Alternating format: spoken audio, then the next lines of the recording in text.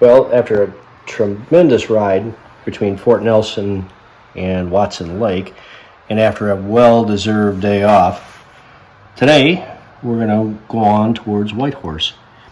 We'll go out along the Alaskan Highway, tiptoeing along the 60th parallel, and finally, after 284 miles, we'll be in Whitehorse.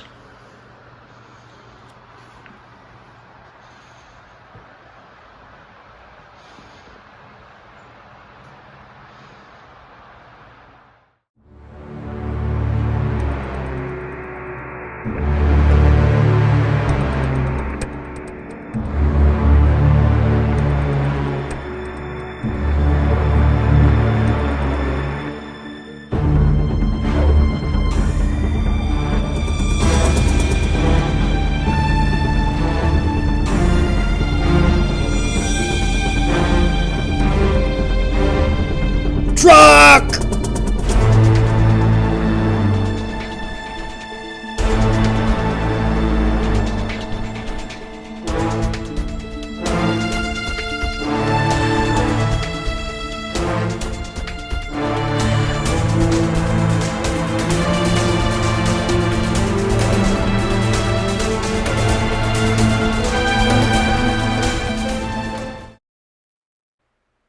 Hey Rob, this is the Yukon River, isn't it? Yes, it is. And I'm a little confused because it appears to be flowing north.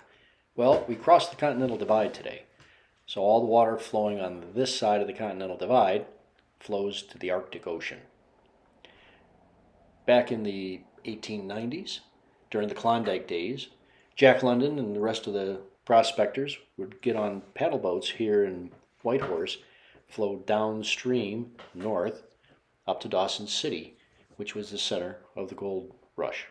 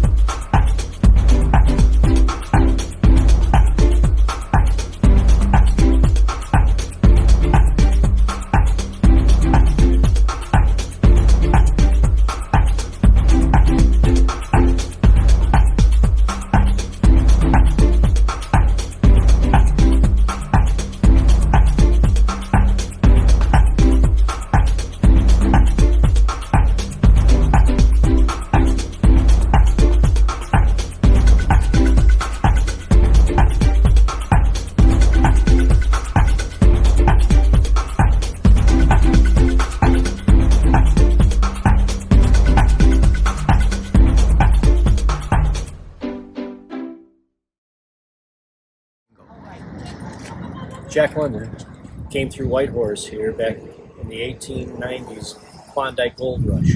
He spent a couple of years up here, didn't make any money at gold, but went back to California and began to write. And he wrote Call of the Wild and White Fang and numerous other stories. World famous, made him a lot of money. Well, back when I was in 6th grade or so, I read Call of the Wild and White Fang, and it piqued my interest in the North and the Yukon and Alaska. One evening, while I was reading Call of the Wild, my father came by and asked what I was reading. And I told him, Call of the Wild, and he said, when he was a kid, he read the same thing, and he loved it. And he told me about his dream of going to Alaska. When he retired, he was going to get a small motorhome. His brother and the wives were going to get together, and they were going to Alaska as soon as they retired. Well, by the time he retired, my grandmother had dementia, so the trip to Alaska was postponed. A few years later, when she passed, the trip to Alaska was back on until my dad developed Parkinson's.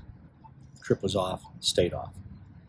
So this trip for me is in honor of my father and his dream of coming to Alaska.